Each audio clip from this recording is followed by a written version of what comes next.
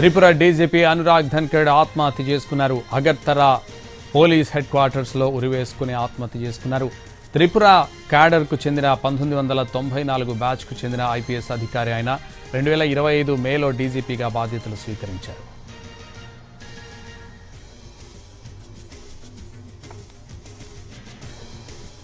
Tripura DGP Anurag Dhankhar ఆత్మహత్య చేసుకున్నారు.